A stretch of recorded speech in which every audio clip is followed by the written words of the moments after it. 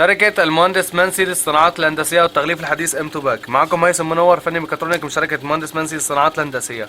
بقدم لكم النهاردة مكنة لحام سير مستمر موديل 301 ام تو باك.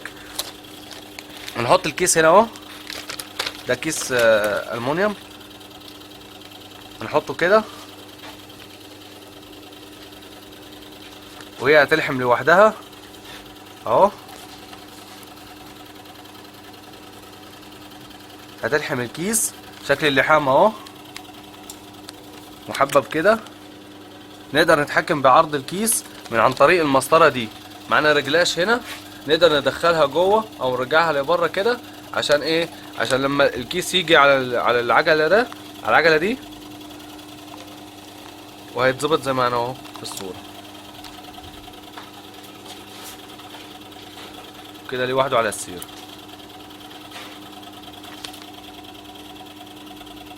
ومعانا الزراير هنا، ده اللي هو زرار سرعة السير اهو. دوس كده هتلاقي المكنة ايه، زادت سرعتها. تمام. والتايمر ده هو تايمر الحرارة، تعال عليه شوية بس. تايمر الحرارة ده فيه لحد 300 درجة. تمام. الزرار ده اللي هو ايه، المروحة موجودة جوه، مروحة التبريد. والزرار ده هو زرار باور المكنه. هي كهرباء بتشتغل، مكنه بتشتغل بكهرباء 220 كهرباء البيت العاديه اهو. دوس كده، ده باور رئيسي للمكنه كلها. الزرار ده اللي ايه، اللي هو بتاع الهيتر، السخانات. تمام.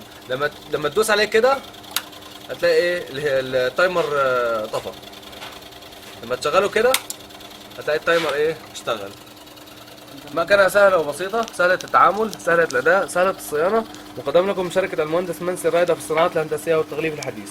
لو عايز المكنة دي موجود منها أفقي ورأسي 301 ام 2 باك. معاكم هيثم منور فني ميكاترونيك من شركة المهندس منسي للصناعات الهندسية.